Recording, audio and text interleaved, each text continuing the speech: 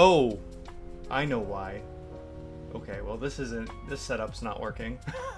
I'm trying to switch back and forth between my keyboard and mouse. Um, yeah. So hello, thank you for subscribing. Thank you for subscribing, following. I can't remember what it was.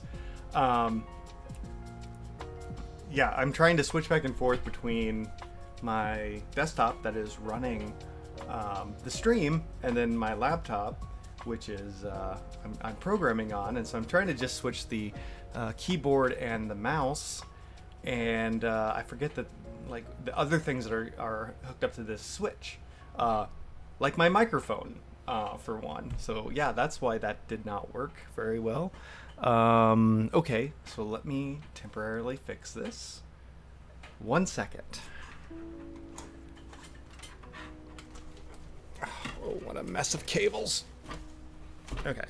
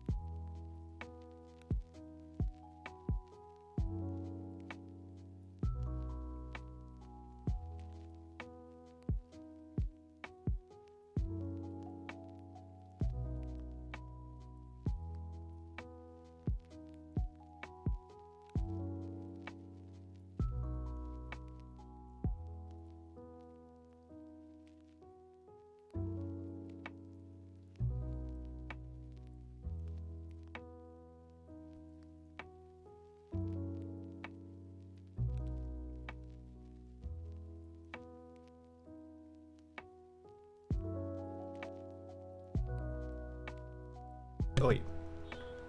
Ah, okay. So apparently when I unplug the mic and plug it back in, it mutes it. Cool. All right, so we got that.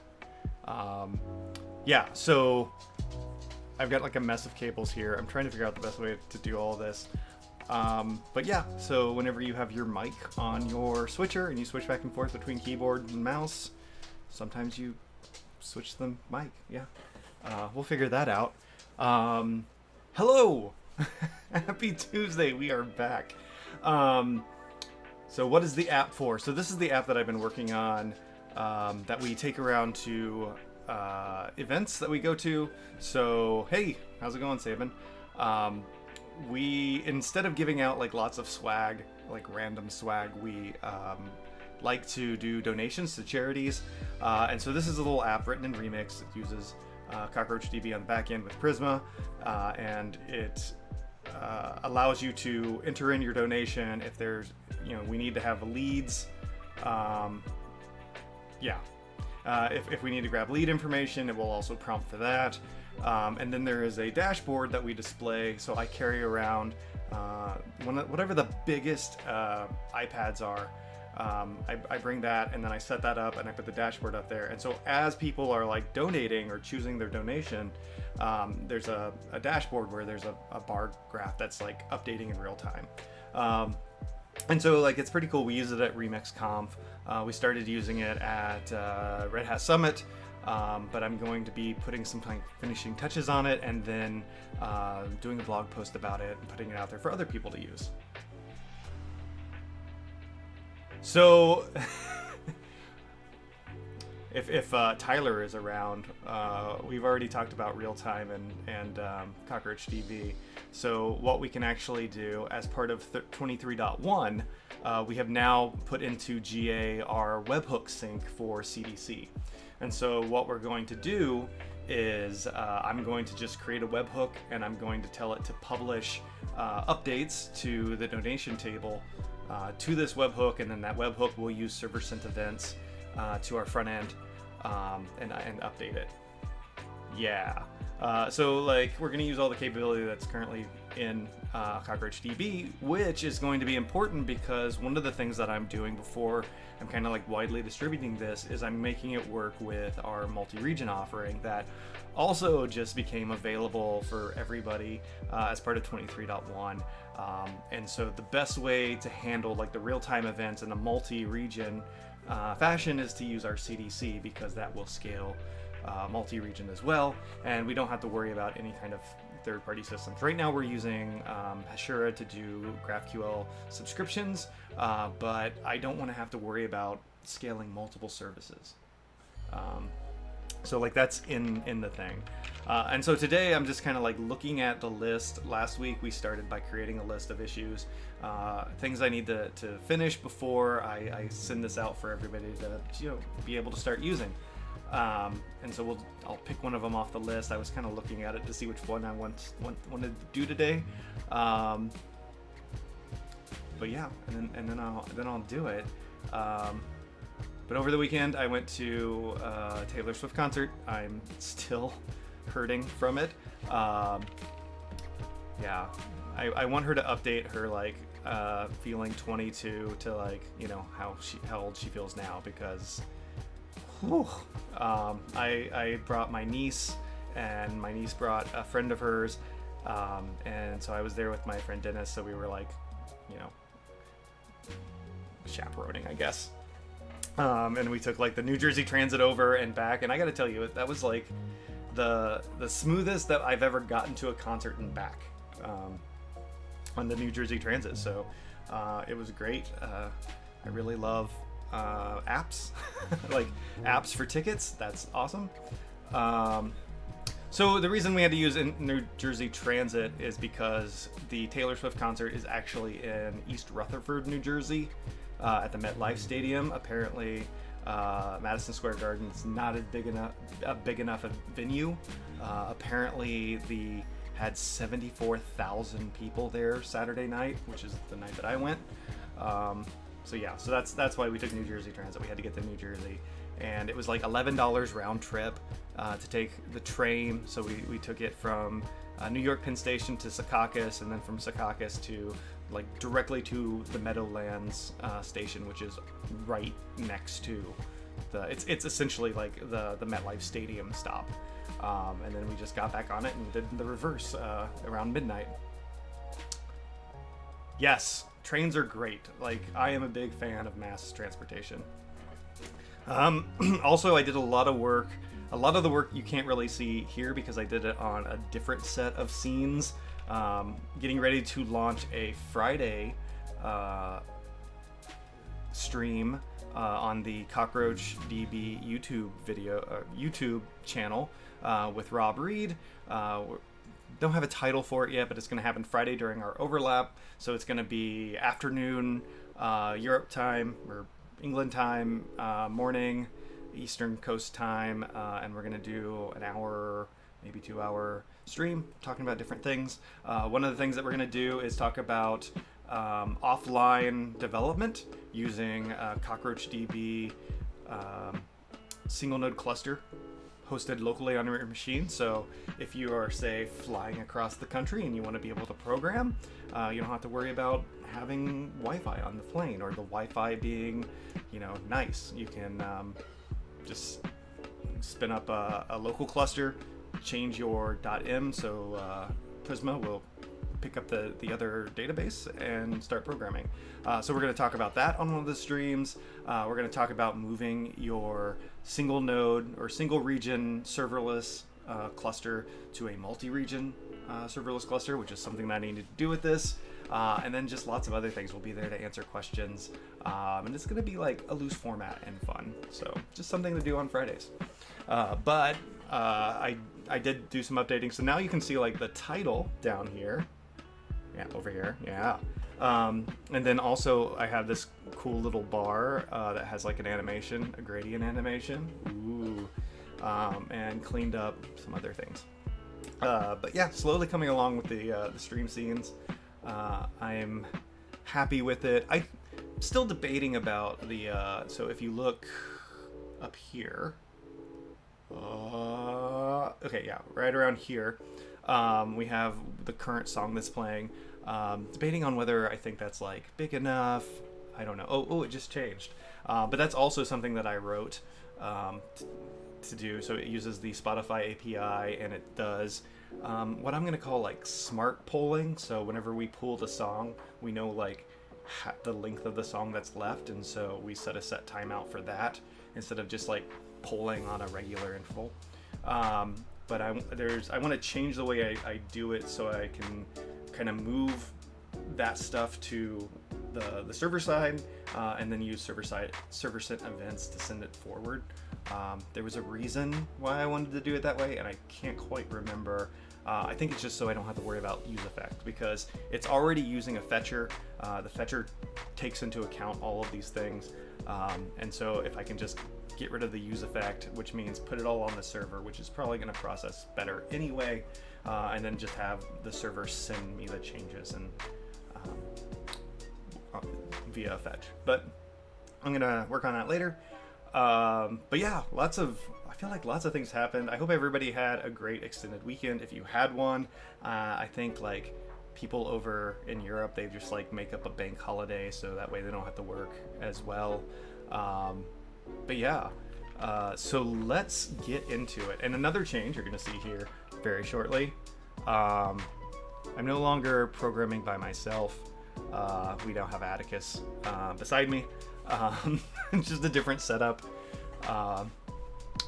And yeah, so I need to like, he doesn't have a Twitter. I need to like make that a little smarter to where like if he doesn't have, it just doesn't do it. I think I just put him in as mine. I don't know. The top right music thing looks nice. Maybe a different font though. That's a good, yeah. Yeah, I think I just like did it really quickly to get it working.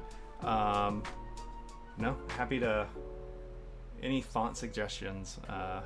Definitely do that. I think it's just doing the title and the artist, which because I'm using Spotify, I have to make sure I'm using like the free Spotify stuff. And Atkinson hyperlegible. Oh. Okay. That fell asleep. That's interesting. Okay. Let me...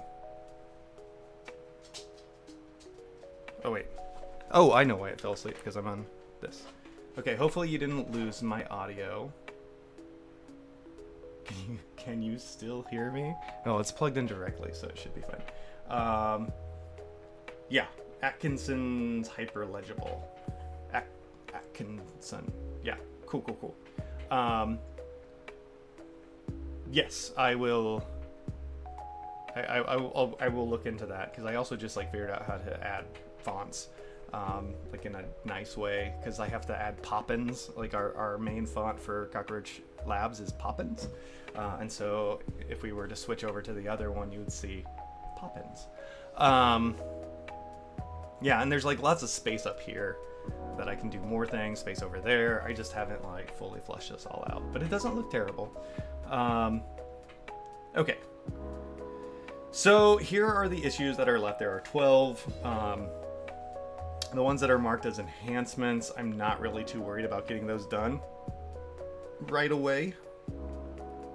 I would like to implement I-18 in, do some multi-language stuff, since we are considering this a global app. So I want to make sure I build in all the things that you would think of whenever you do a global app, because what's going to happen next is I'm going to take my learnings from making this application, and I'm going to apply it to what I'm going to be calling the Rochella stack, which is going to be for creating global distributed applications using Remix. So using Prisma, using CockroachDB, having all of this stuff set up, building in the I-18 in, and all of that stuff. So, yeah. Submitting a talk for that soon. You are? Or I am? Oh, awesome. Yeah, definitely. Yeah. Oh, no, not Rochella. Okay. No, yeah. Like, Roach Fest is coming up. It's in October. And I think the CFP is still open. Let's see here, cockroachlabs.com/, well, I don't remember is it under resources, company, Roachfest. Here we go. So this is Roachfest 23. It's going to be bigger, it's going to be better, it's going to be at the Tribeca 360 degrees, which is a rooftop in Tribeca, which, if you didn't know, it stands for Triangle Beneath Canal Street. I did not realize that until I lived here for like 4 years. Somebody told me, and I was like, that makes sense. But yeah, I think, yeah, we've got a schedule. We still got early bird pricing through June 14th. But then also we do have a CFP. So, you know, if you're out there, you're working for some place, it's building distributed stuff. I think it's FAQs is what it is. Yeah. Let's see, where is Roachfest? How do I submit a proposal to speak at Roachfest? So it's easy. We have a form, and the deadline is this coming Monday, June 5th. And so we'll notify you on the 23rd whether or not your talk has been accepted. So I think it's just a simple Google form. There's some important information, important dates. Yeah, so feel free to submit one. It would be awesome to see you all here. Good luck, Sabin. I think you need to figure out a way to like just be here anyway if you didn't get your talk, but I am not reading those proposals at all, so, you know, buttering me up will not help. But I won't stop you. So yeah, so the things that I have on my list, like what do I want to do today? The support offline development, Rob is going to help me out, and we're going to take care of that on one of the Friday streams. I think one of the titles that we had was Distributed Tea Time, because it would be my morning tea and his afternoon tea whenever we do this. But we want something that's like distributed or multi-region, because Rob is located in London area, England. I don't know, there's like London and then everything else to me. So yeah, near London at least. And then I am in New York City. You can probably hear out my window, we've got some sirens, so we got nice New York background going on. Handle multiple remix auth strategies. I don't think I want to do that today. Still thinking about how I'm going to handle that in the database. But it would be nice to, you know, if you look at how we have our Cockroach Cloud,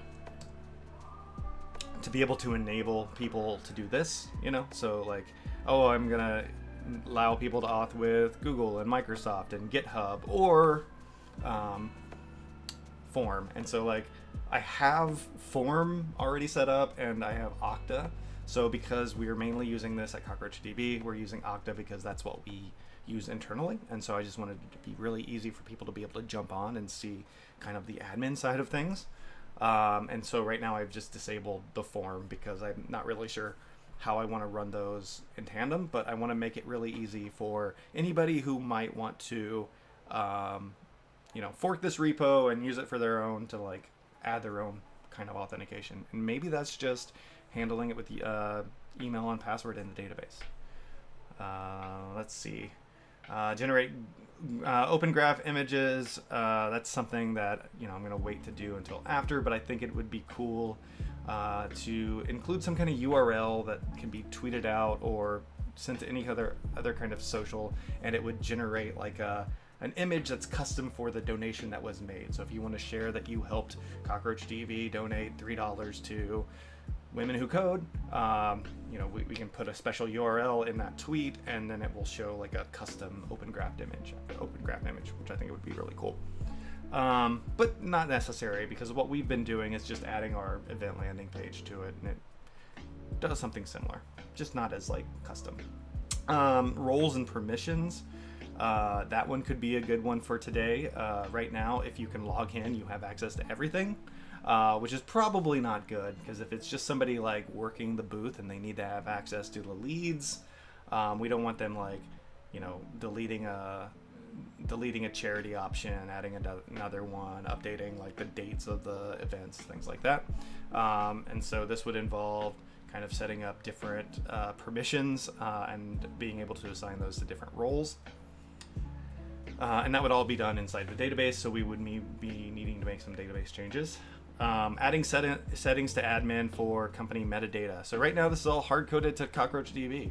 If somebody comes in, we want them to be able to like set, the Twitter account for the company, set the company's name, things like that, so it doesn't show always CockroachDB. That's another one that I could probably do today. We would probably hold that in a database or in a database table, like a one-row database table. Seems weird, but probably okay. Implement I18N, definitely something I want to do. We talked about building global apps, like let's make it, work for the different places. One of the things that we're looking to do is use this at our events over in Europe. And so like it would be great to be able to show the dashboard in like French if we're at a French event, etc. Where are you hosting the app? That is a good question. It's going to be coming up here really shortly. So we'll skip down to it. So the switch deployment to platform that supports streaming and multi-region deploys. So currently the app is hosted on a Vercel function. The Vercel functions do not allow us to use streaming, so I want to use server-sent events for things. So definitely going to switch to that, but also we need to switch to something that can be deployed alongside the database. Whenever you're thinking about building these applications that are going to be global, it's not enough to go, oh, well, CockroachDB serverless will allow me to deploy my data to 6 different regions. It doesn't really help if your application isn't available in those regions as well. Because if your database is global, but your app still only runs from US East 1, you're not really getting anything out of that. And so options that I'm looking at currently are fly.io and Cloudflare, because Pages and Workers just started supporting TCP connections. So kind of looking into that to see what it is I want to do. Hopefully it's not going to be too much reconfiguration. I know with fly.io I can use a long-running node service, and there's very little things that will need to be updated for that. But I've never done anything on Cloudflare, and I want to, so we'll see. And so, yeah, that leads to the, migrate to a multi-region CockroachDB serverless cluster. This was currently running on a serverless cluster that's single region. It's out of US West 1, I think. I don't know how I started that one up, but I did.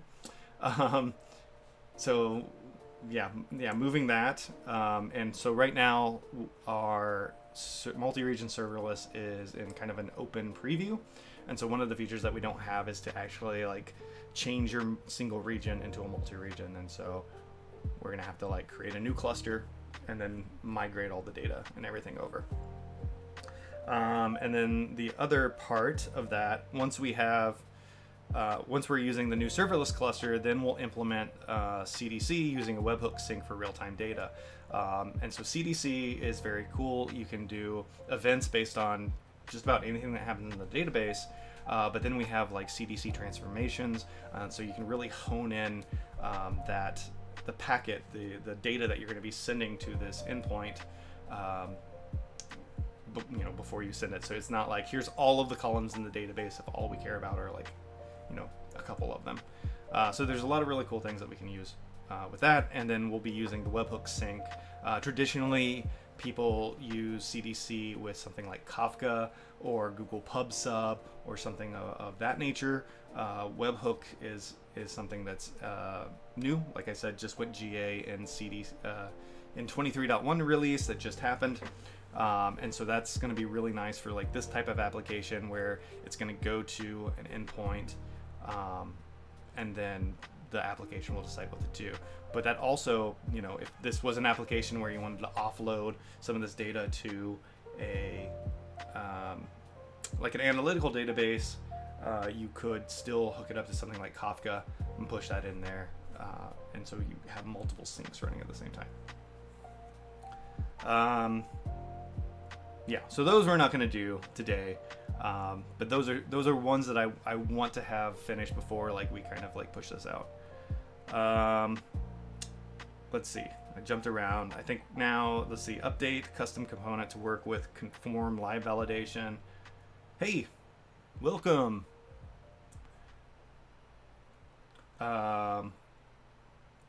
Yeah, so I have conform working on here now. We were using Remix validated form, but it was doing some weird things and it was kind of heavy, and I was just recently at RemixConf and heard about Conform 2. This is also what Kent C. Dodds is using on his Epic stack, and so I moved everything over to that, but some of my custom components are not quite 100% for live validation, so we've got some work there to clean that up. It's probably not going to be a fun one to watch me do, so we'll not do that.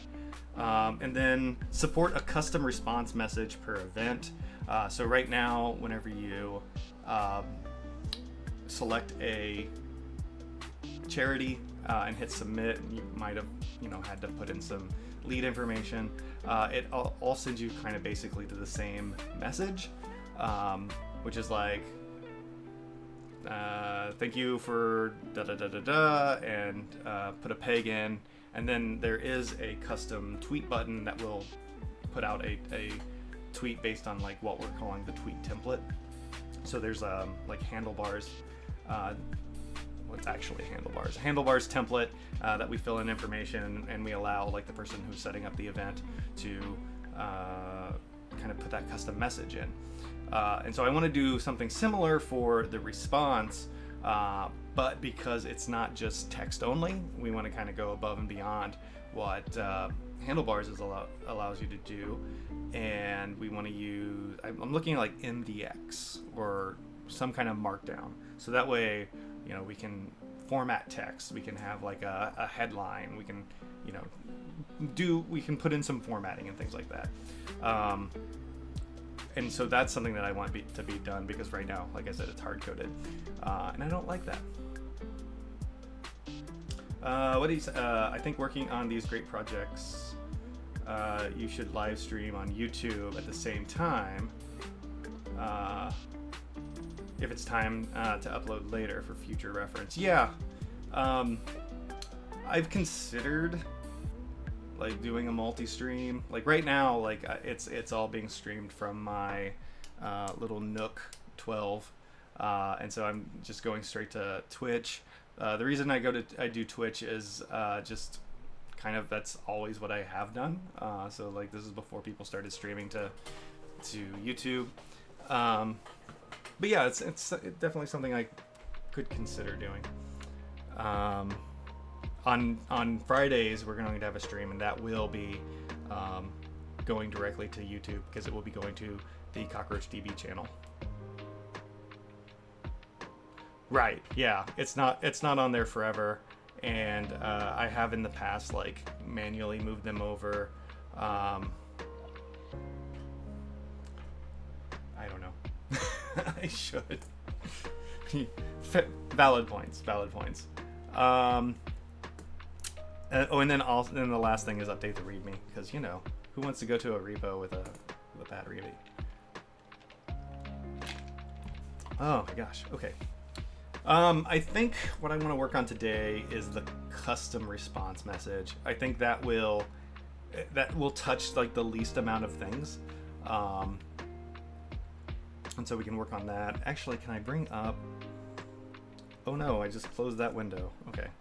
Yeah, so this is it. If we don't need to touch the admin side, so I shouldn't have to log in.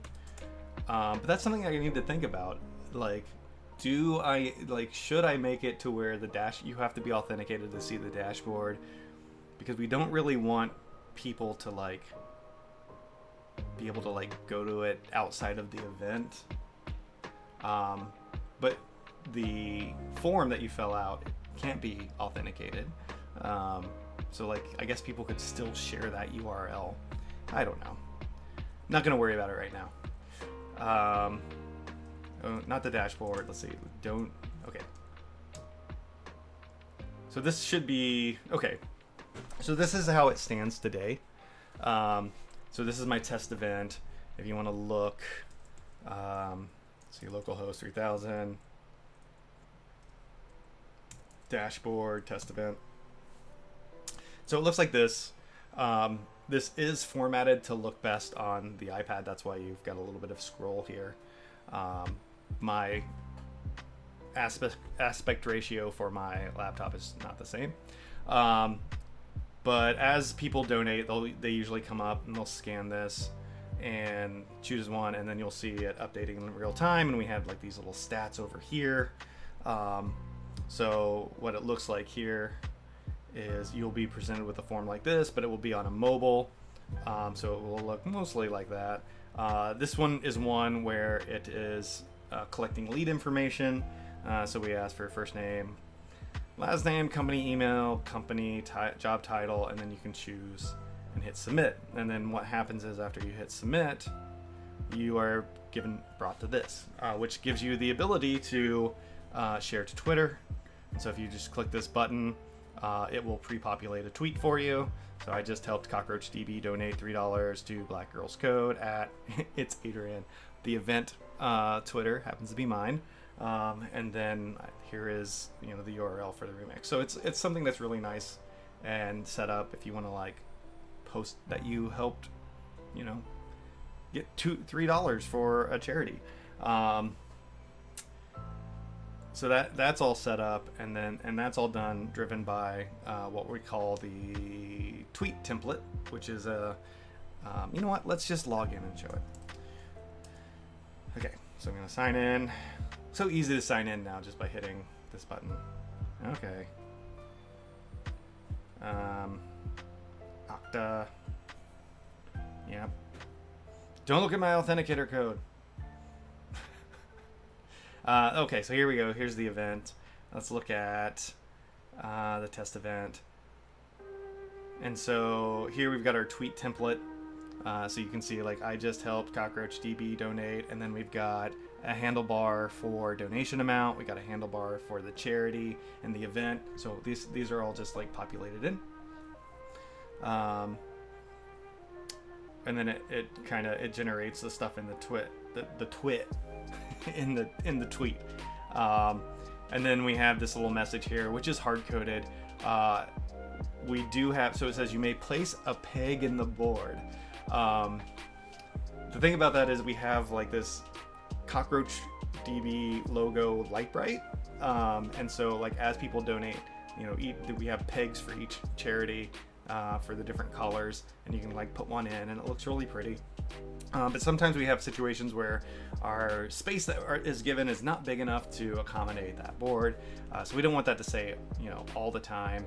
And this is like a little bit templated, but like it's not where the person putting in the event can update it, right?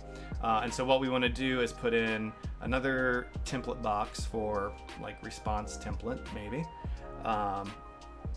and then allow people to do things in Markdown and then have it render over here. So we will need to have another big text field for holding that template in our database, in our event table. And then we will need to kind of create some kind of experience for people building that out. So like maybe some kind of like editor looking thing. Like I still want to like do a little bit of an editor here. Like I would love to put like all the different like inputs that you can choose. So like right now you kind of just have to know which ones, which handlebars could be there, but it would be great to have like kind of like pills going across, and whenever you click them it would insert them at cursor, and do just like a light a light little editor. So but yeah, so let's work on that. And I think gosh, what's his? Let's see, is it Jacob Paris? So if you're part of the remix community, you've probably seen Jacob Parrish post a lot. Instructor at Egghead.io, Digital Nomad. You never know where he's gonna be. But he and Sergio are like two content creators that I read a lot of their stuff, and so it shows you. But I think there is a guide or a tutorial that he created that actually talks about using MDX, doing something similar to this. So let's find that. Yeah, he I know one time we spent some time working on a component to like upload our SVG logo, and he actually worked on creating building markdown input. I think this is it. He actually created like a progressive file uploader, which was really cool. And so like if you don't have JavaScript turned on, you like can see certain things. Just a little bit more than I did. Yeah, so this is kind of what I'm wanting to do. So building a markdown input with a preview tab, like GitHub and Stack Overflow with Remix. So I think that's just an image. Yeah. So write some markdown and then check the preview tab to see the result. I guess the difference is I want to do markdown along with kind of the handlebars replacement.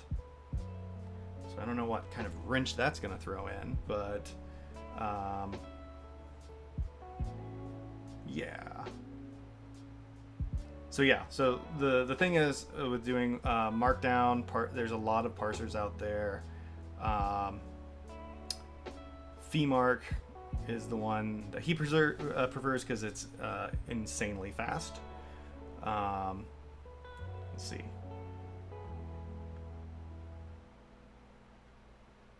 So yeah, using server-side cache. Are we gonna be able to do that currently? So yeah, so here, let's see. He's using the LRU cache with that, and so this is for processing the markdown.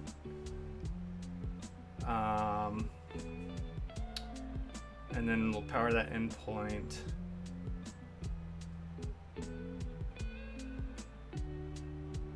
What is this? Okay, so this will power the endpoint that we'll use to render markdown into HTML. Create a new action in a route of your choice and add the following code. I was like, that's a. I think that's an old screenshot. And then thinking in progressive enhancement. Let's see, writing an auto-submitting form.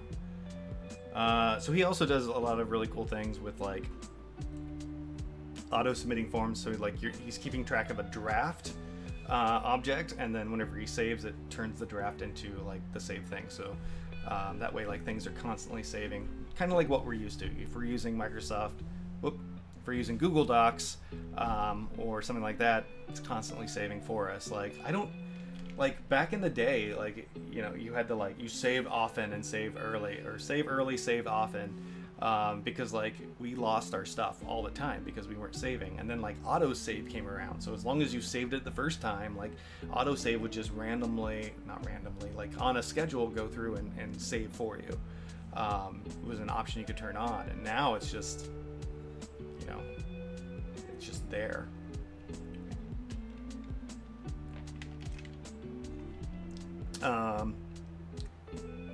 So yeah, and then what does his okay, so yeah, he just has an edit and a preview tab. I was also looking at different like editors. I feel like it's like, what part do we want to do first? Like, do we want to actually make it work and then figure out like what the experience is. Sometimes I just do that. So I think using handlebars will still be okay. Because like we'll probably have to run it through handlebars first to do that substitution, and then run it through the Markdown parser.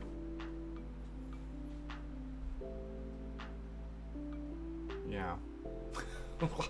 Lots of options. I was like, let's do this one. And then, well, let's see. Do parse Markdown with handlebars. How to use Markdown and handlebars. Oh, from 2016, we are using like the newest technology. Yeah,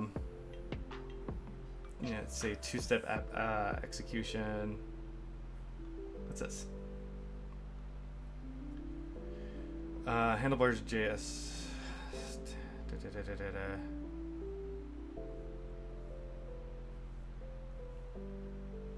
Okay.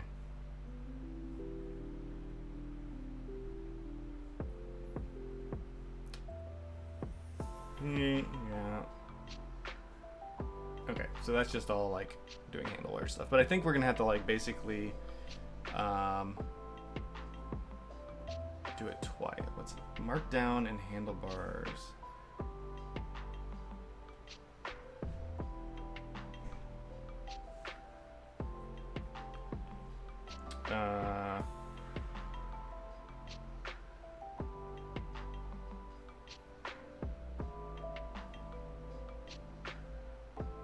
Yeah, so I think it's just pre-processing, and then then it's running it through Mark. So we'll store kind of a combination of handlebars and Markdown in the database, and then whenever it comes time to display it, we will first run it through handlebars to do the substitutions, and then we can run it through the Markdown renderer to actually display it. And so I guess his does kind of go through both parts. I was like, it talks about how to like create it, but the preview would actually work.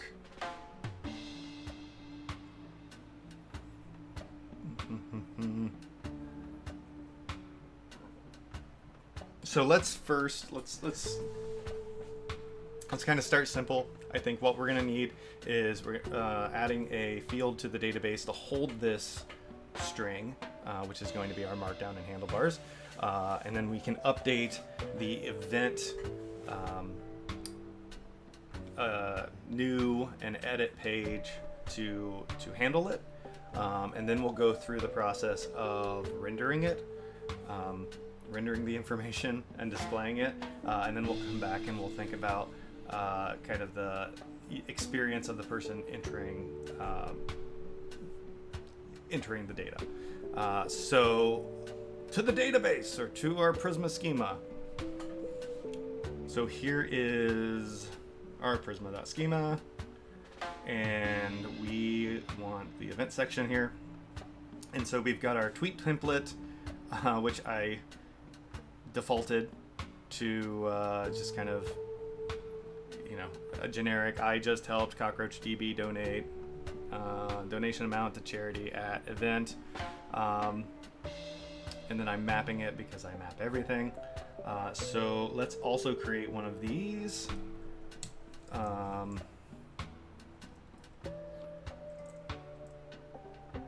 So we'll say response template. That is also going to be a string.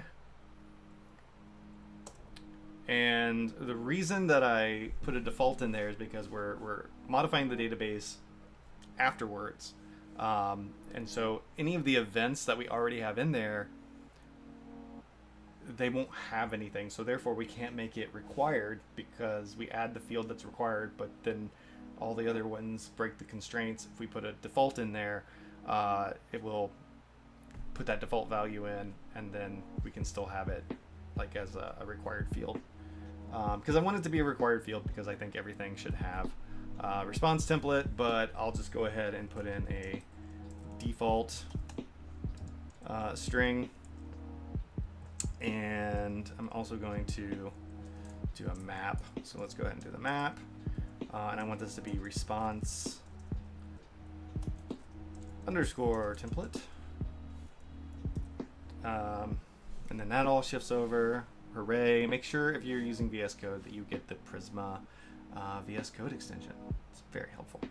And so for the default, let's look and see, where is it? What do I got here? Where is that page? Welcome to the chat room. My chat just restarted over.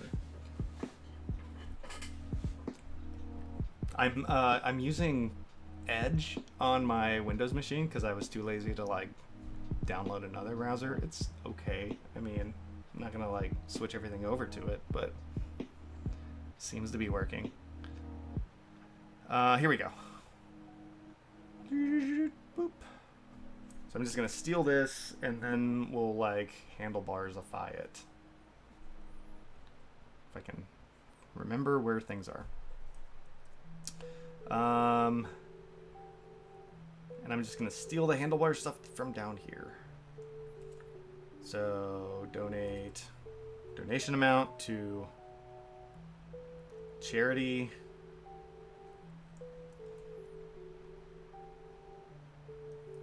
At event.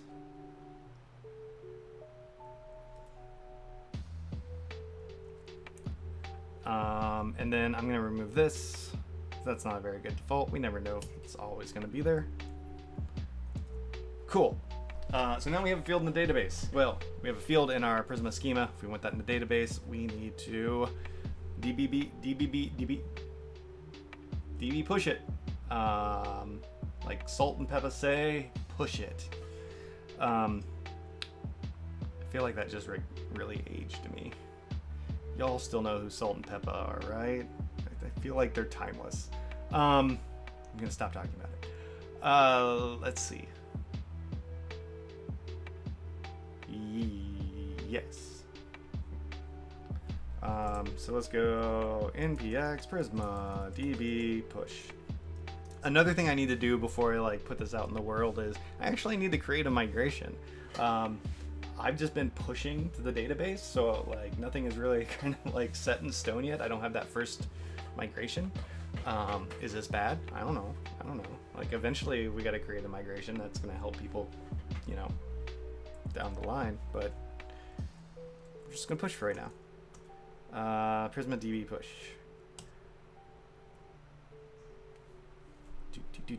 Do.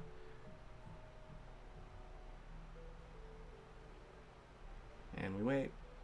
Database is now in sync with your Prisma schema, and it regenerated our Prisma client and regenerated our entity relationship diagram, which is super cool.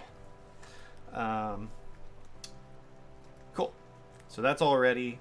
So let's go over and add where we can, you know, edit it and add one. And so that is all done inside of our resource routes. So inside here we have an event editor. And so that is what has the action function that it's got the Zod object that we use for verifying our stuff, and it's also got the action which is going to be used to update or insert into the database using Prisma. So let's, I guess, start there. So this is event with leads. We have to do it this way because, like, if you have leads, we need to make sure that there's a legal blob. If you don't have leads, we don't care about it. So this is kind of like how we're dealing with conditional validation. And I think there's like a way to clean this up now as of the latest or the next to latest conform, but I just haven't done it yet. Maybe I'll look at doing that because conform didn't deal with like unions very well in Zod data. So regardless of whether you have a lead or not, we want you to put in a response template. So we'll go down here, and so this will be response template, which is going to be a string, and it's not really how required works, but so what we're going to do min 1, and then our message is going to be response template. What's going on out there? Somebody's like throwing shit around, throwing stuff around. Is required. I don't know what's happening.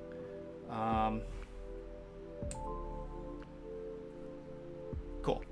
And then we're gonna take this and we're just gonna copy and paste it down. You know it's good when you copy and paste things around. Wait, I want to put it in the same spot. We're gonna put it right above this template. Cool. So now the payload is expecting that to come in. So we can keep going down. And in our action, I think the action is probably fine. Oh, this is a fun one. This is one that uses like transactions if it's an update. So let's see.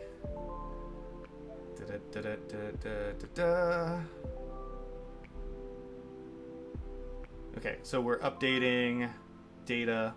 So there is response template is in there, and so that will be passed over. So we're good there. And then that's part of the update. And then here is the create.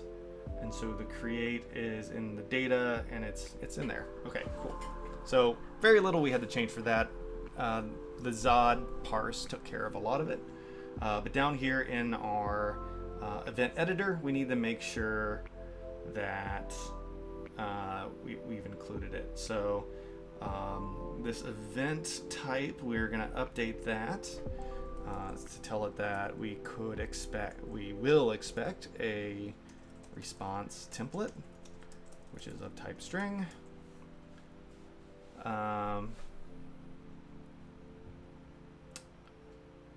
And then, okay, all the collect lead stuff.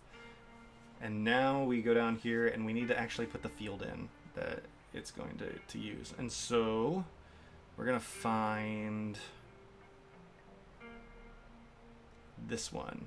So this is the text area field that we're using to input the tweet template. And so we'll just copy that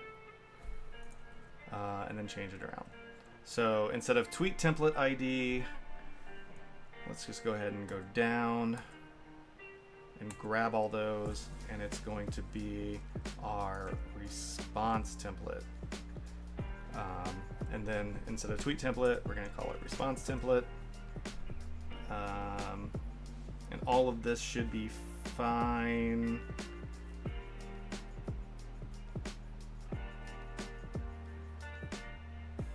Where's my...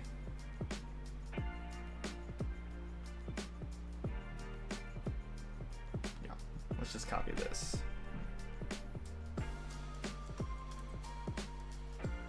So what's happening is I'm putting in a default value. If and this is mostly for whenever you go to create a new one, so that way it just throws something in there. You can edit it. You can see that there are these tags.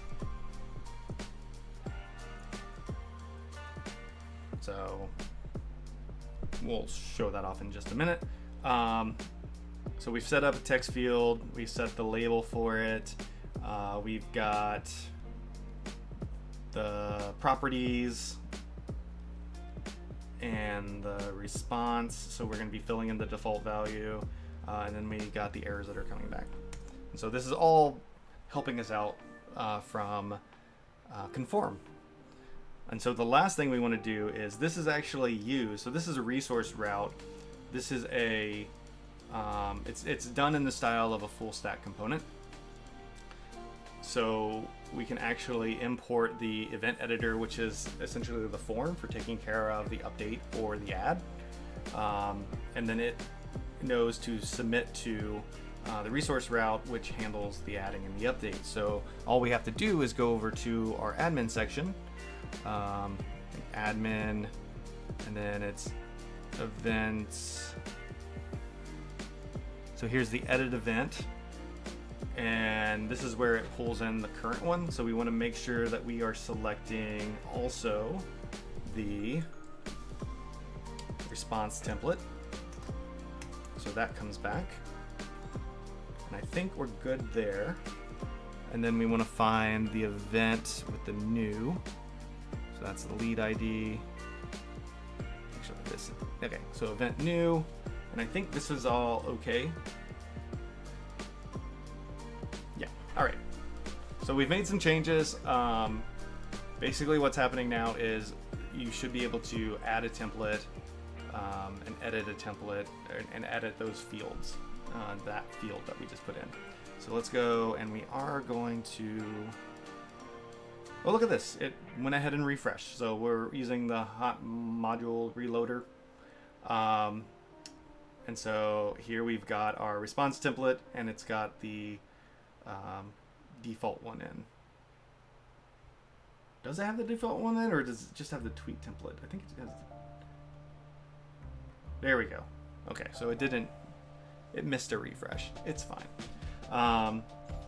So this is for one that's already created, but we can go back here. If we start a new one, we see that we have the response template field, and it's already pre-filled with something. So yeah, so if we go back and we go to test event, and we'll say, thank you for helping us donate this to charity at event.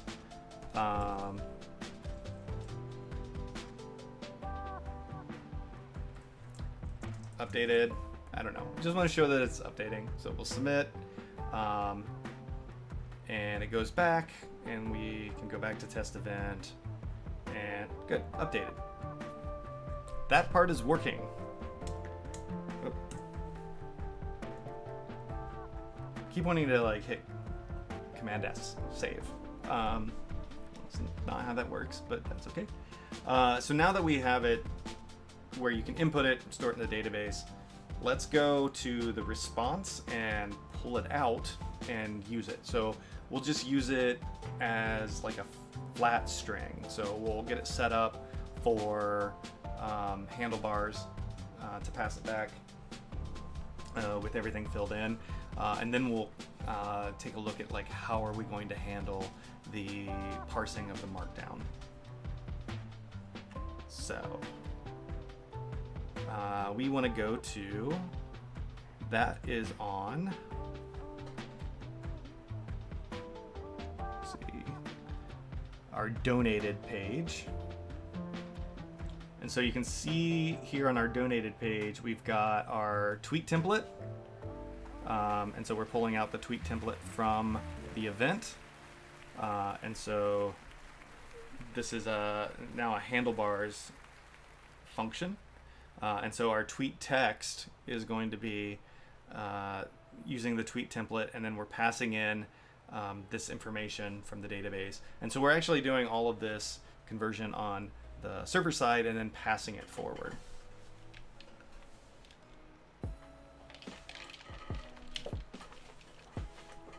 Okay, so we're going to do something similar.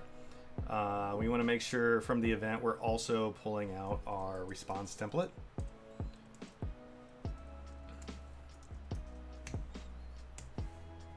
Okay. So we got a response template. And we're going to do something similar to this. So let's go ahead and say const response template is equal to handlebars.compile donation.event response template. And then we will create some response text, which this would really be like response markdown. So the result of running it through the first pass would return just markdown. The first one would have a combination of handlebars and markdown. But let's just do text for right now. And we'll use this new response template function. And pass it an object with everything that we need. And so it's going to be very similar to this one, except we're not going to be using any of the social stuff. So let's start with all of this. So the donation amount, and this is just formatting it as $1. The event, we just want it to be the event name.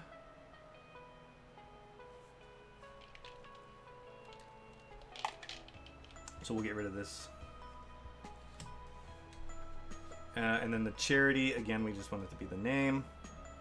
So we get rid of this ternary. And then we can, down here, also return the response text.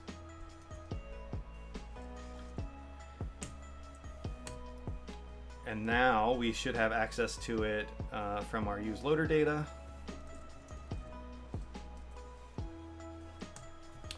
And we can come down here. And so in this div, what we can do is, instead of doing all of this stuff, we can just put in our response text. So we just have it output that.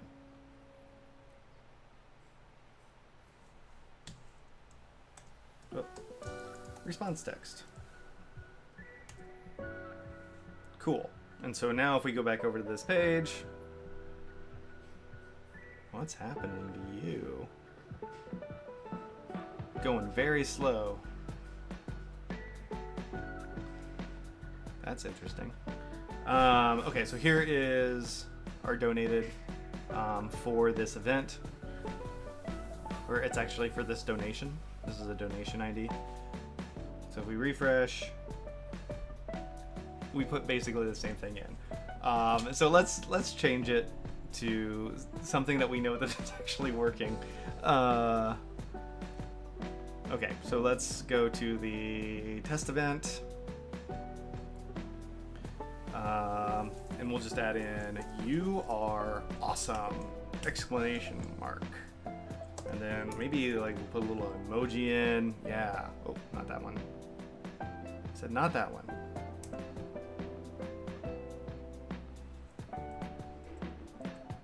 I guess that one didn't actually happen. So, all right. So we've modified it. We'll submit.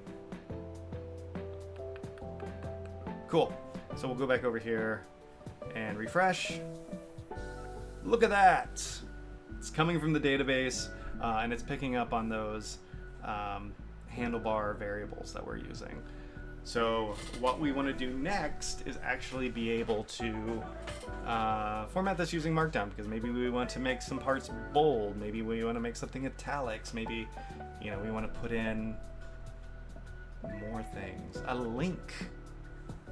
Maybe we want to link to the Girls Who Code webpage. We store that information in the database. So maybe we want to put a nice little link in there. So let's go and update this and add some Markdown. So let's say, let's go over here, go back to our test event, our trusty test event. Where would I be without you, test event?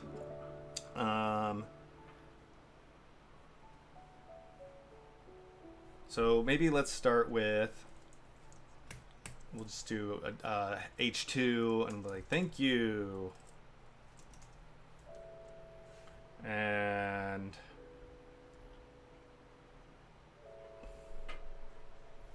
And then, yeah, I'll leave that. Thank you for helping us donate this amount to charity at event. You are awesome. And so let's also do a link here, and we'll make this charity.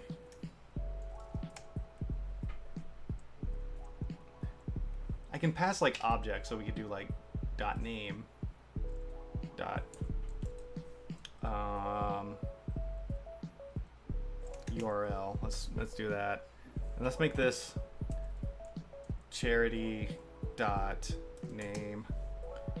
Make this event dot name. Donation amount is fine.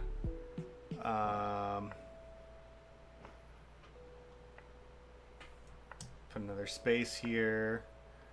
So we put in a link.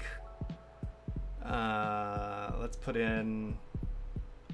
So okay, so I think it's double asterisk for bold, I think.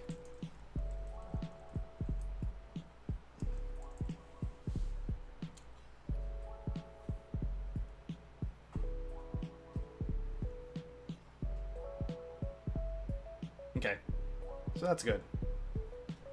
We've got some markdown in there. So if we go back and take a look at what we have.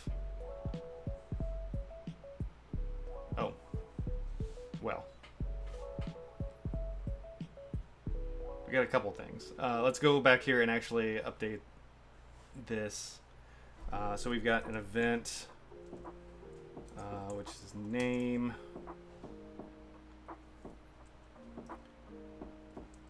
And then charity has a name.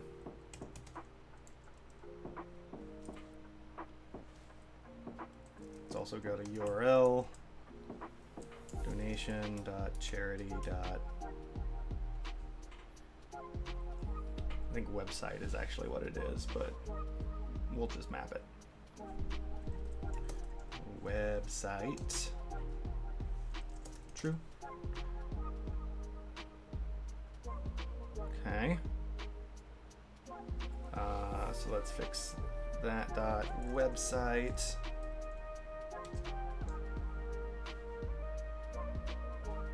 Yeah, we'll have to like shore up this this object. So that should be fine. There we go. So you can see now we filled in the part with our link, so it's now Black Girls Code, which is going to be linked to their website, test event. And so what we're seeing now is, one, it's not respecting any of the new lines that we put in, and then also it's just, you know, not doing anything with the markdown. So we need the markdown parser, and I think we can just, you know, let's try doing it Jacob's way by using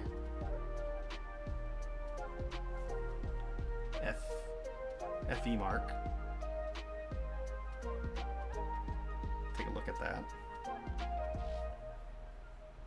A blazingly fast, possibly the fastest, markdown to HTML parser and syntax highlighter, built using Rust's pull down CMark and tree sitter highlight crate for create natively for Node's foreign function interface. Interesting. So maybe that's why it's so fast. It's written in Rust. PRs are welcome. Very much a whip. Oh, this is Ben. Ben, who I met at.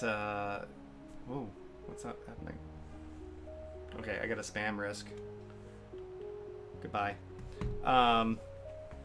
So Ben, yeah, he works in Rust. He was at RemixConf, not this year, but last year. That's really cool. Happy to use this from Ben. So let's continue down this path. We are going to need to install it, so let's go ahead and do this. So let's install it. It's like, how are we going to like put it in? Are we gonna have to like dangerously insert HTML to get it to work? No vulnerabilities. That's good. Good to see.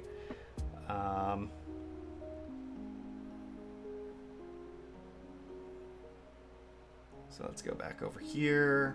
I think we should probably create this service.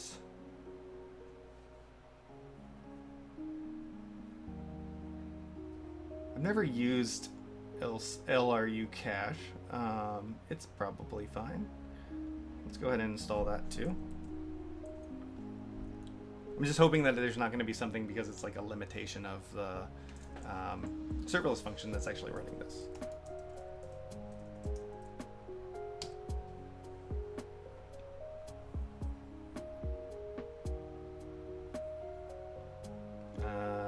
Cool. So we'll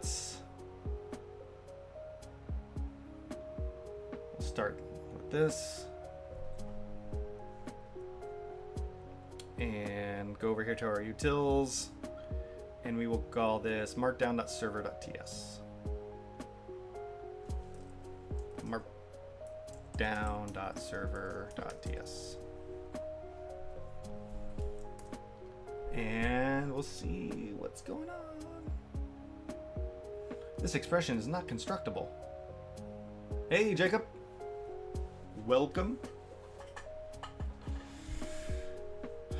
I mean, I did just copy and paste it from somebody, so the type of import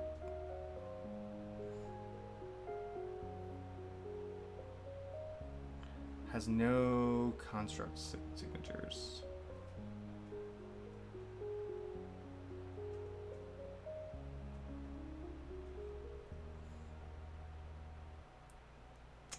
Well, this is what I get for trying something new by copying and pasting.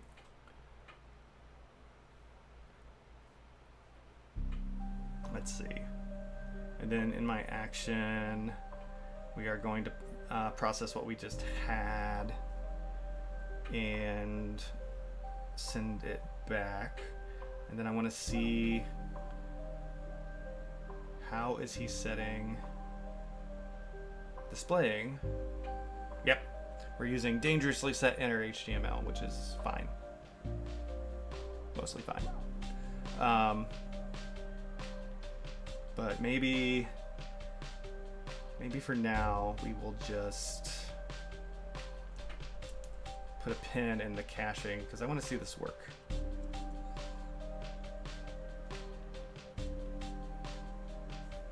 And then we'll investigate. So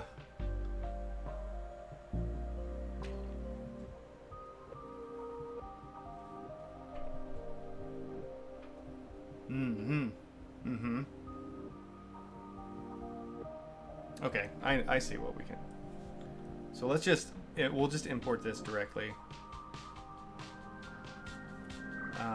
into our file, and then I'll look at the Cachify stuff later. So we've got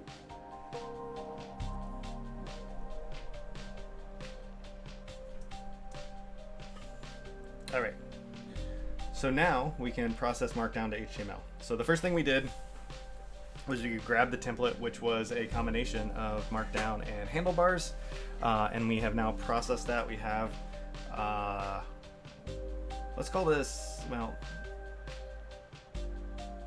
yeah, let's call this response Markdown, because now the only thing left in there is our Markdown. And now we need to create our, so const, this will be response HTML. And we can get that by running it through our process Markdown to HTML.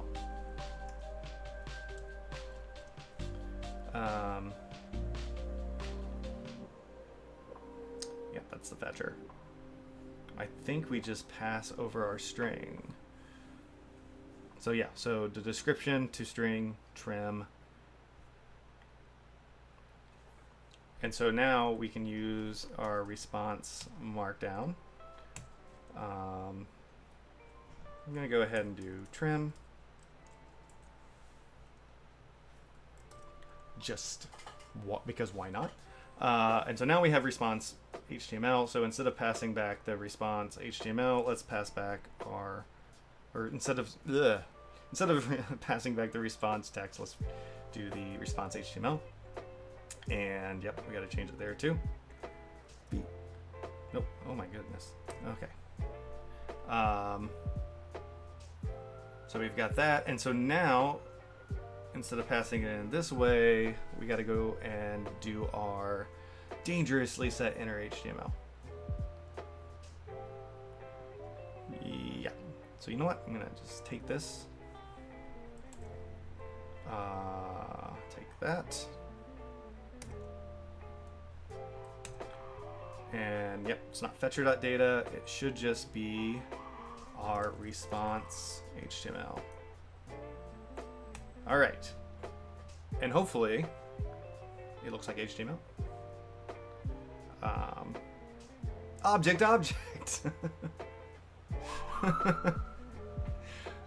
Who was expecting that? That's cool. No, that's wonderful. I wonder if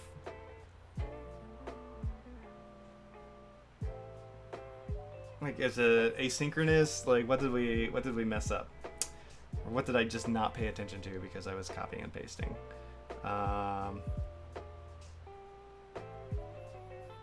content and TO. Okay, so fetcher.data. So process markdown. HTML. Dot content. So that's what it is. So up here, it's actually returning an object, and we're interested in the content. So I could actually, I could come down. I gotta stop saying actually. I could actually.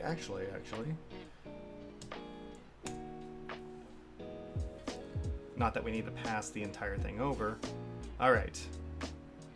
Look at that. We got an underline there for some reason. But we have our link. Actually, stop saying actually. Yeah. No, I get stuck. So we've got our link, which will take us to Black Girl's Code. Cool. I love the hot loader. We've got our bold text here. We've got our H2, which made it underline, apparently. Let me see. I want to inspect. Oh, it's because it made it a link and gave it a class anchor, which I don't know if I don't think we have a class anchor. It did make it an H2, but it made it a link. And then it put everything else into a P tag.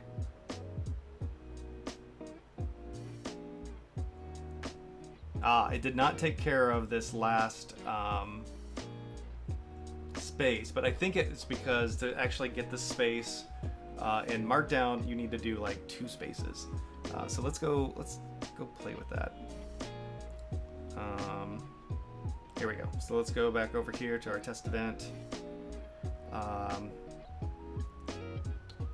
I'm going to do an extra space and then save it. And then I think that will put the space in.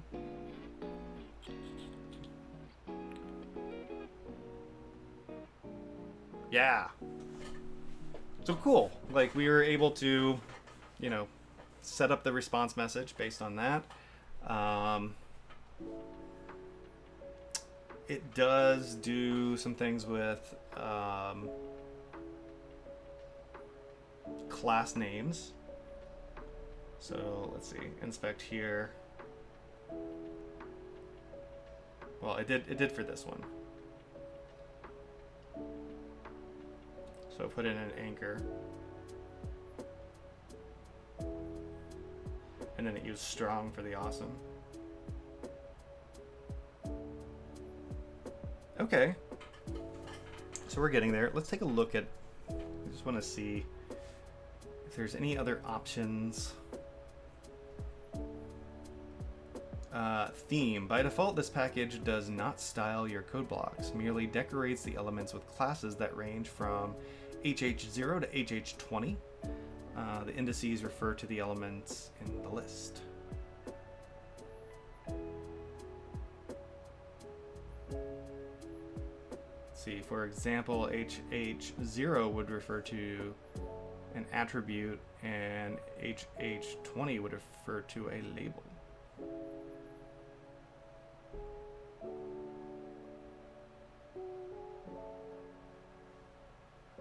Okay.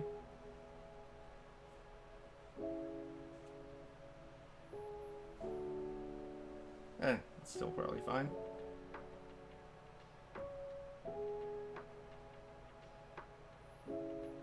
Yeah, so probably what we would want to do is create a style sheet for this, and then import it in whenever on the pages that we use it. But no, I'm pretty happy with this right off the bat. So we are rendering Markdown, which is pretty cool, after we run it through our handlebars to pass in that information.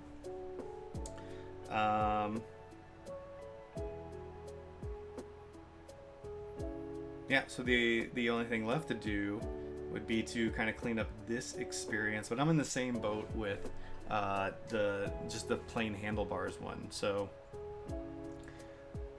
I think what I could do is look into using some kind of rich text editor for this one, and then creating like some kind of toolbar for inserting these handlebar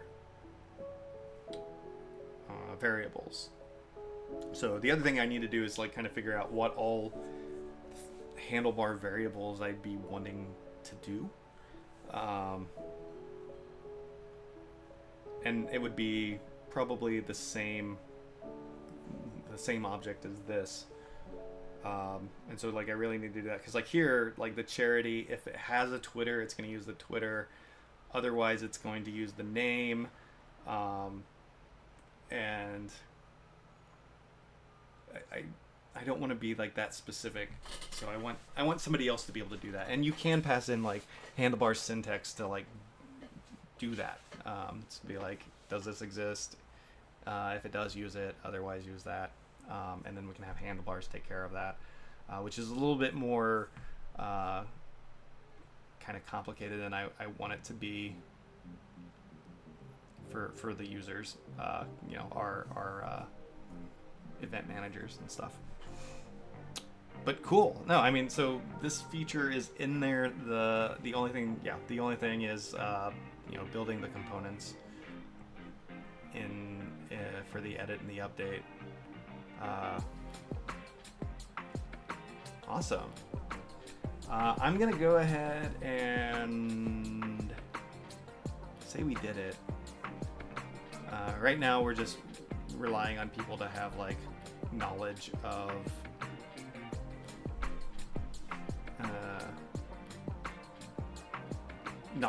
handlebars, you know. Like you have to, they're not handlebars. Well, I guess we are asking them to have knowledge of handlebars, but have knowledge of Markdown. So I think it's fine for right now.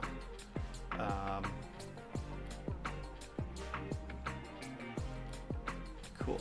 What issue was that? So I want to make sure.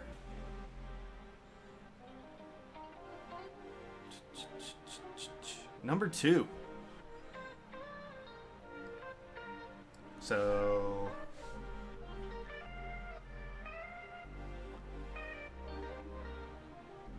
the other thing, okay, let's I was like, before I do that, let's take a look at what's going on with the Cachify thing. So we would like to use this. So let's uncommon all of that, because I actually didn't end up using so LRU I wonder if there was just like a newer version that we ended up grabbing of the LRU. LRU cache 9.1.1. I'm not sure what version they're using in this.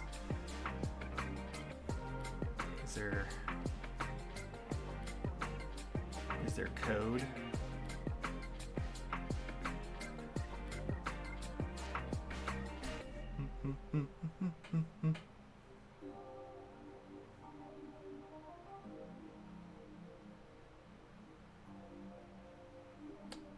Guess not. Okay. So let's look up LRU cache. Leak code. Yeah. So let's go, here. Cool. Hybrid model either works. So we did import LRU cache from LRU cache.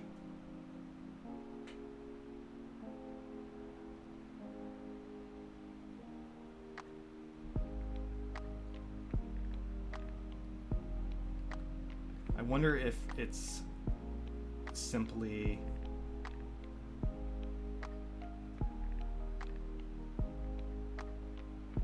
we need this.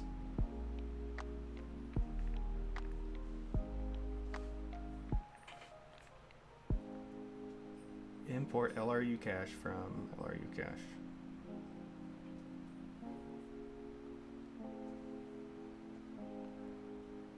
Did you mean LRU cache? Oh my gosh, I'm sorry, my bad. Okay.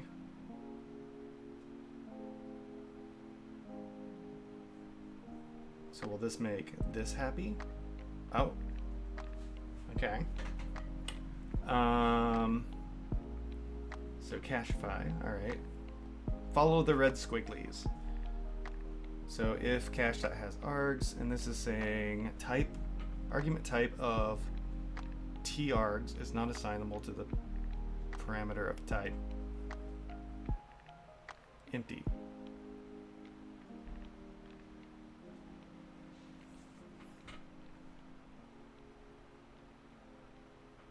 Where are we getting these from?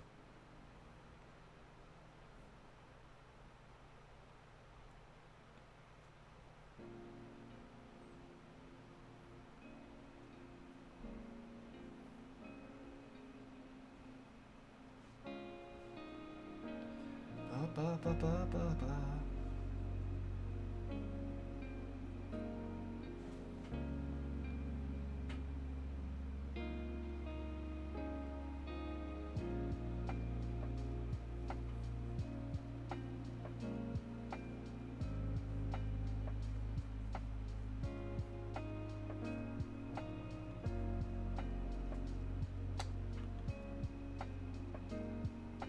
Takes a function.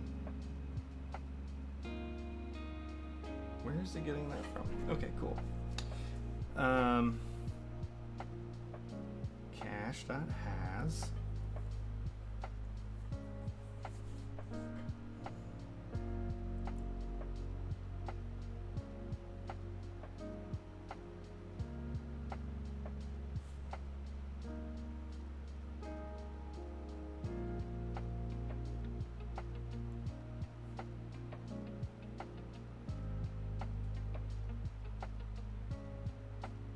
String HTML output.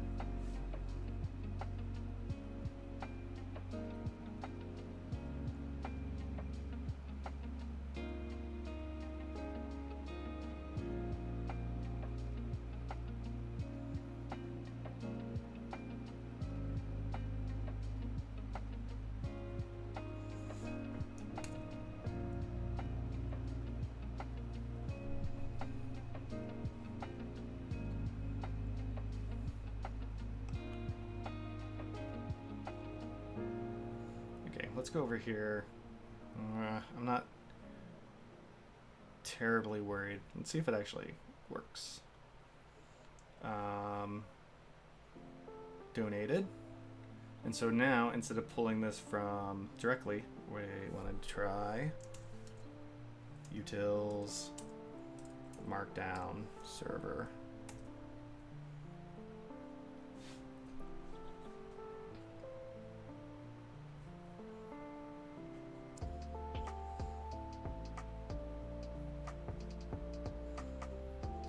And I think it's fine to do the cache, because for this example, we kind of have at most 4 different things that we're constructing,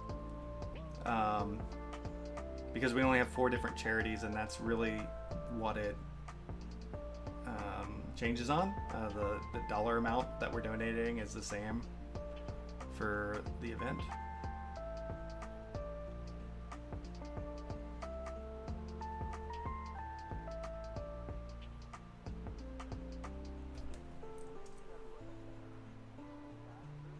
I think it's fine. Okay, so that's fine. Yeah, but what can I do to like make Markdown happy? Or not Markdown, make the red squigglies happy. So we have targs.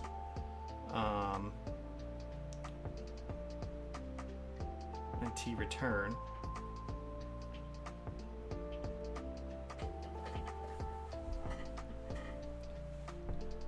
So, okay, let's go back over.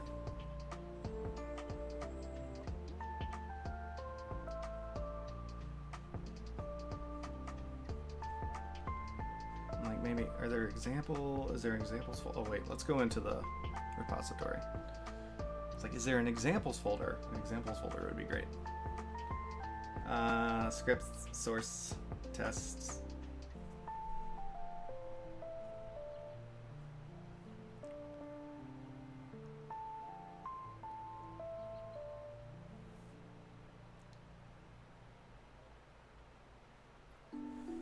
Okay, if you put more stuff in the cache, less recently used objects will fall out. That's what an LRU cache is. When using TypeScript, set the K and V types to the key and value types respectively.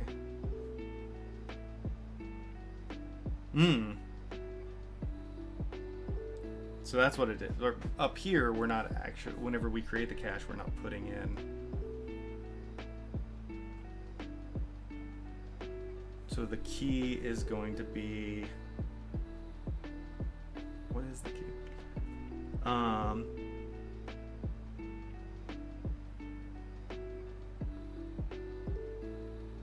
String and HTML output.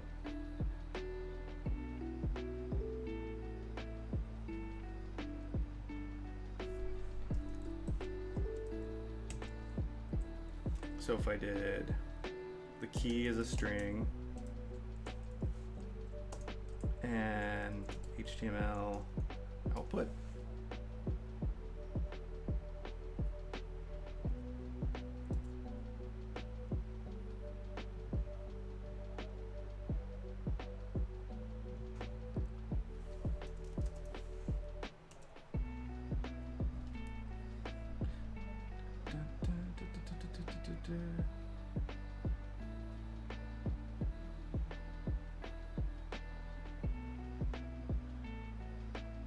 Oh, I missed the be real. Oh no. I don't feel like that really helped anything.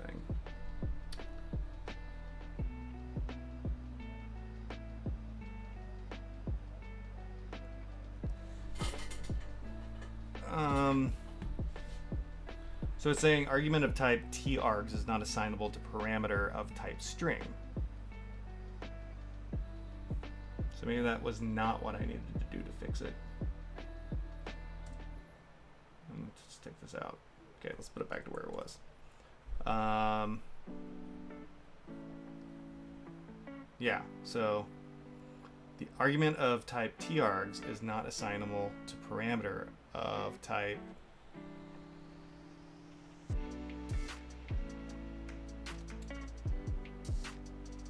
empty object. this type parameter might need an extends.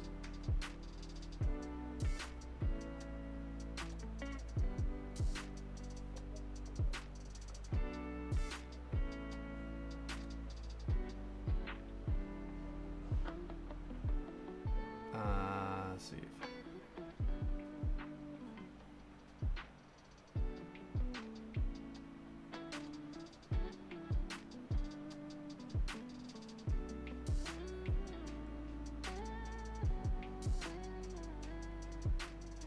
That's the options.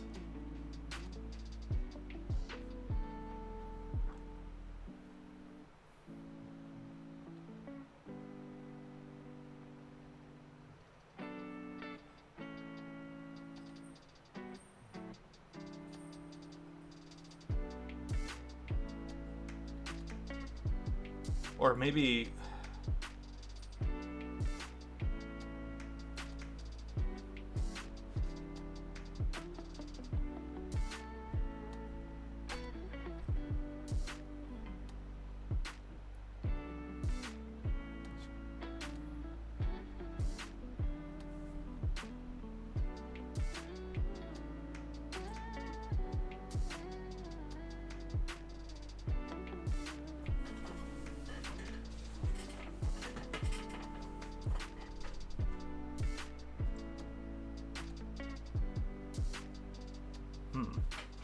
okay, so we've got targs and treturn.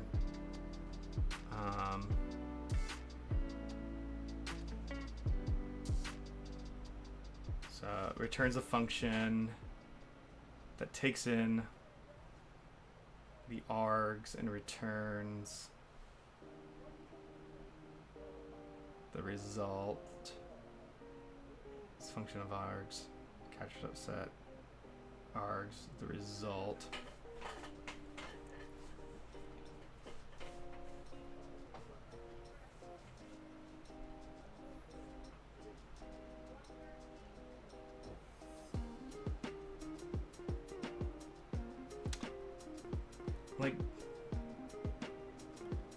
But like cache, okay, so Cachify is passing in string and HTML output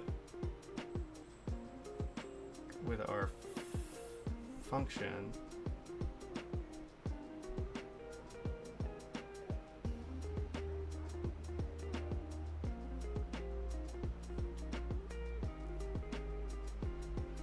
And saying the return type, yeah.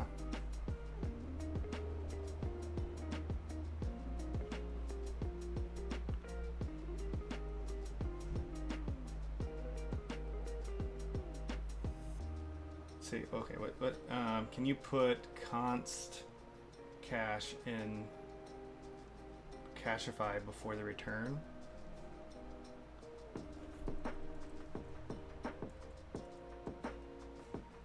I think that should still work with the cache function. Then you can pass targs.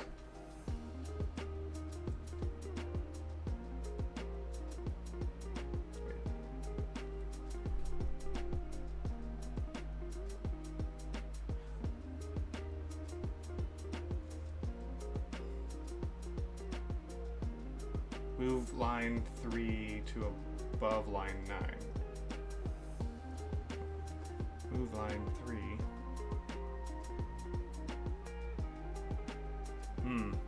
So like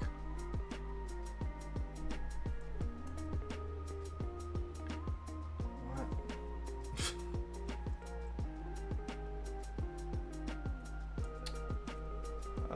Okay. There we go. This into here.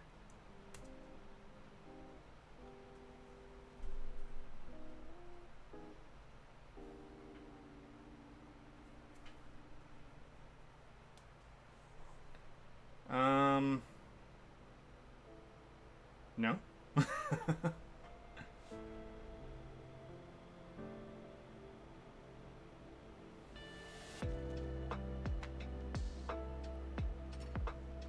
Now, okay.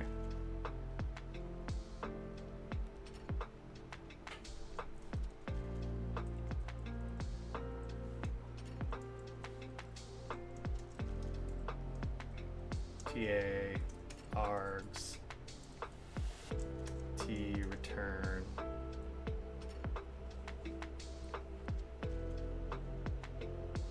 And then I need to put in unknown.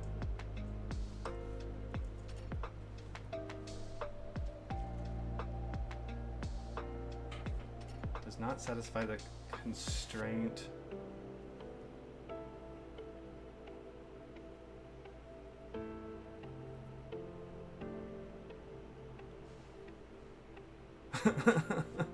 So now it's like moved up to here.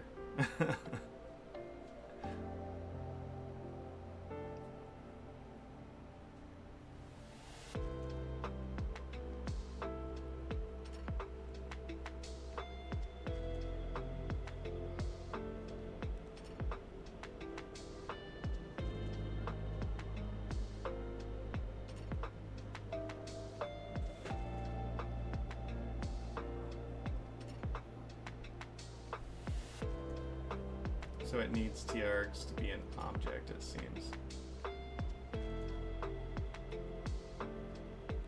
Yeah, it's...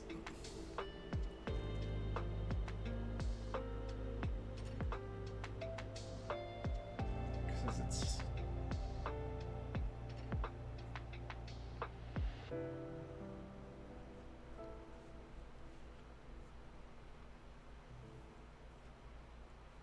this is his example.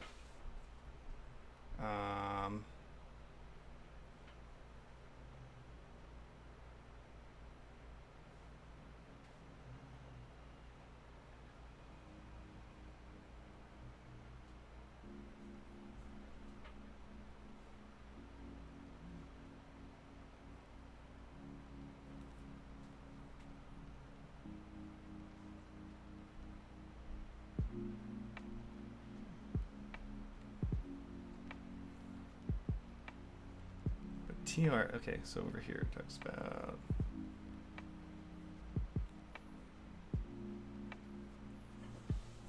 let's see, set the K and the V types to the key and value types respectively.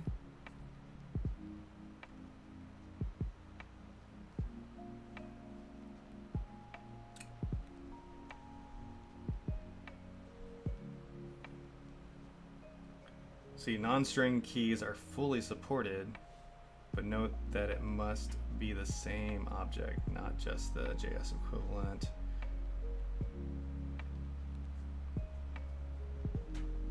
But down here you can see that it's using string and HTML output, so I don't know where the object is coming from.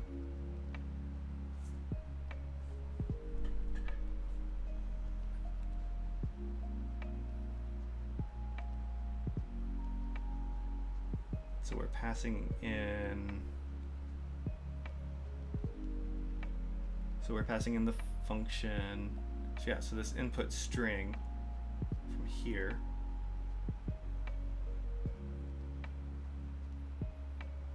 So this should be string. So that makes that string. And then this returns HTML output, which is t return.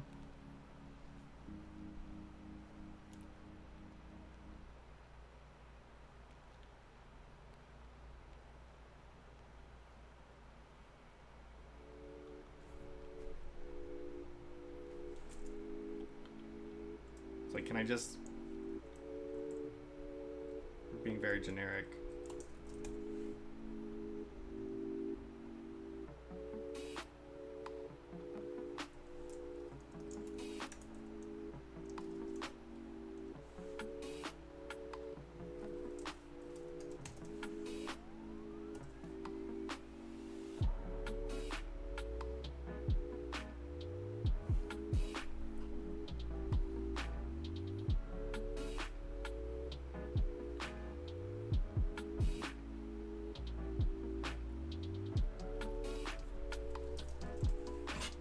I don't know what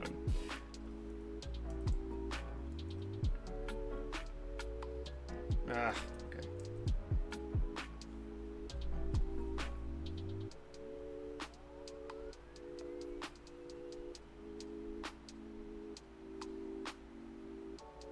argument of type TArgs is not assignable to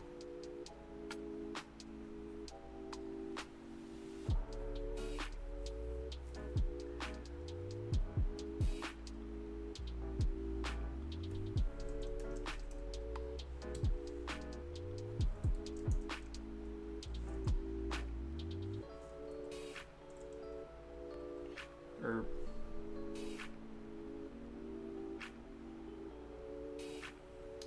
with generics, you need to make an assertion that your generic input value fits in the key type that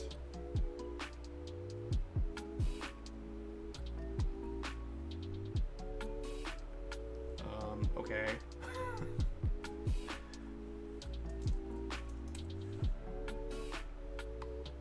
Yeah, because this is HTML output, that's what we're storing.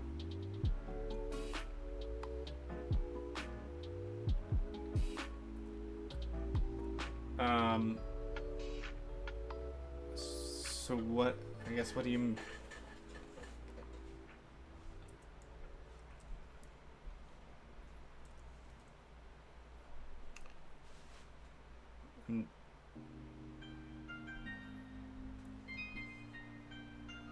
So like technically you could pass an array as input with your types, but that wouldn't be a valid key.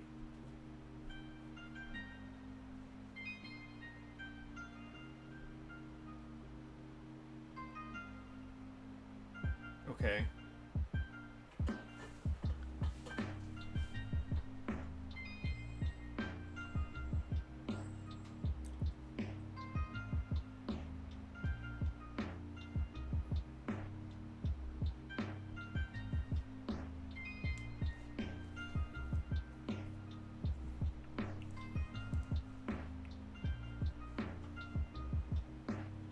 Like here it's inferring.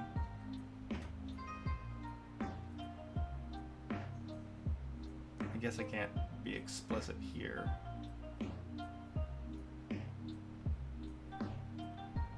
It's like if I did like string and each.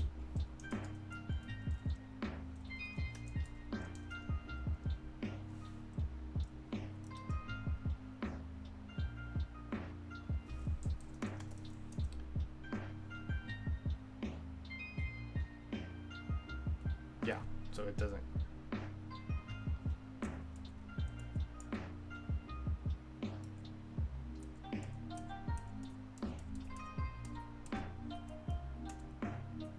Is it? Yeah, like you could do above line 5 if type of TArgs is not equal to string. Oh, okay.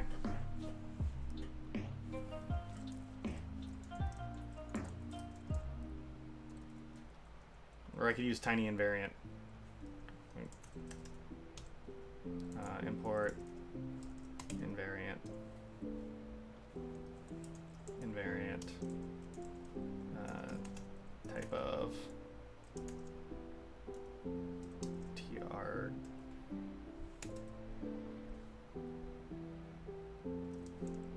Equal string. Or I guess we don't need type. Like TArgs as a type.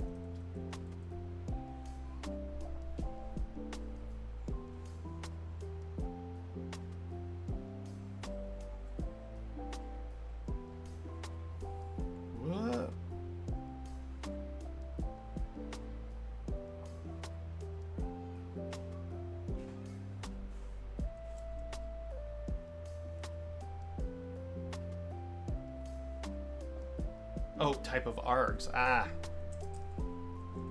Type of args is not equal to string.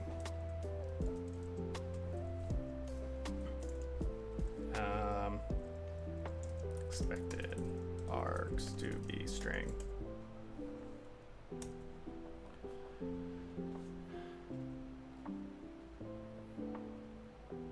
Cannot find name args. Oh, wait, it's in. We don't have args there. It would be in here.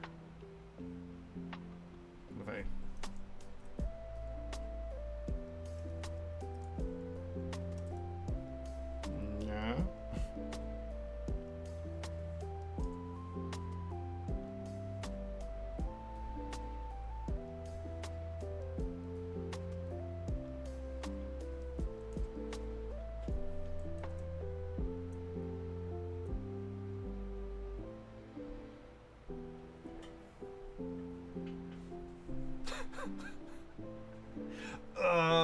Oh, TypeScript. Just learning TypeScript by running blindfolded through a forest.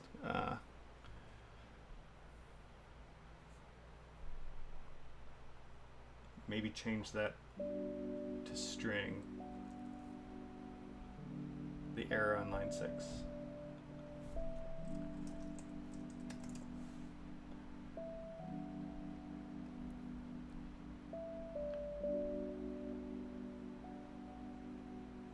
Oh, and then would this need to be string? Wait, do I need this anymore?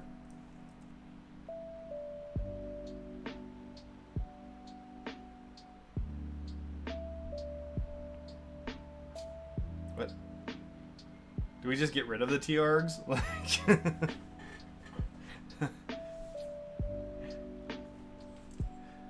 string. And then with HTML output. Let's get rid of this.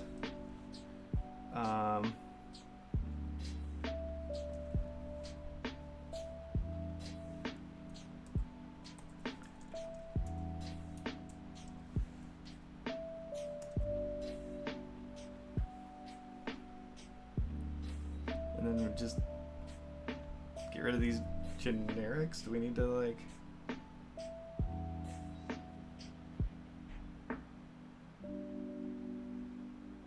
Yeah.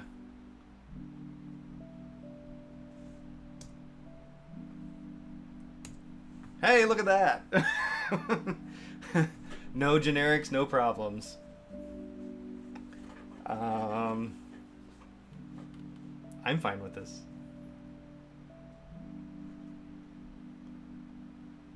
Yeah, I mean, it's not going to be different. But I don't think that will bust the cache where it is.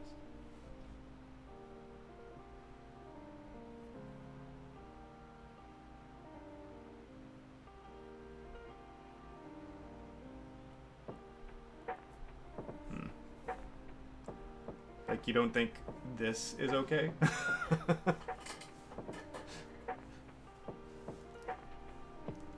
See, if you had line 8 to 12 instead of above 14, then I think it would recreate the cache. Oh.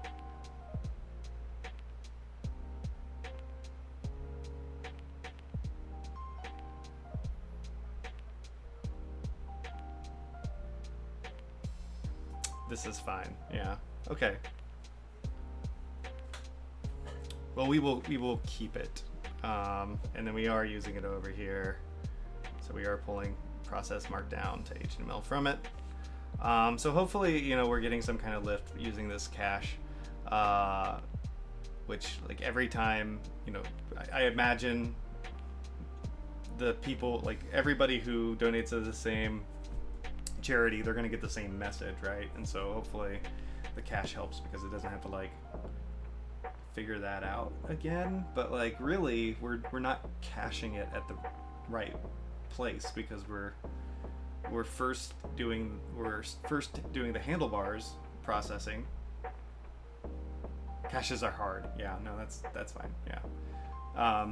Yeah, because we're not doing any caching on the handlebars stuff. So like we're repeating that, but we might not be repeating the markdown generation. It's fine for now.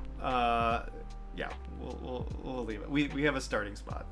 Let's add that. Okay, so I am going to, I believe this was number 2. I'm gonna go ahead and just do a commit. So that way we have that all done, and then I can come back and work on those components at some point. This is number 2.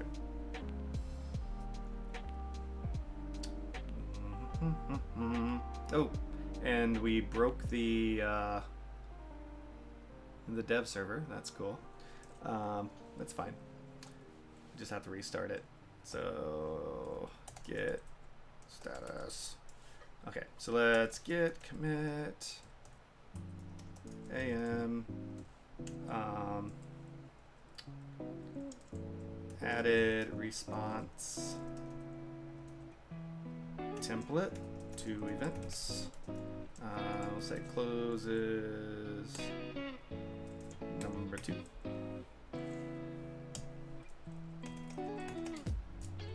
And we'll do like salt and pepper and push it. Cool. So one more thing down. Just working our way through. We are about at time, so I don't know. I think moral of the story, caches are hard, and we'll come back and look at that later. We are at least caching part of that process for now, but I think there's kind of things that can be firmed up about, you know, kind of how we're doing all of it, because we don't have all of the combinations for, you know,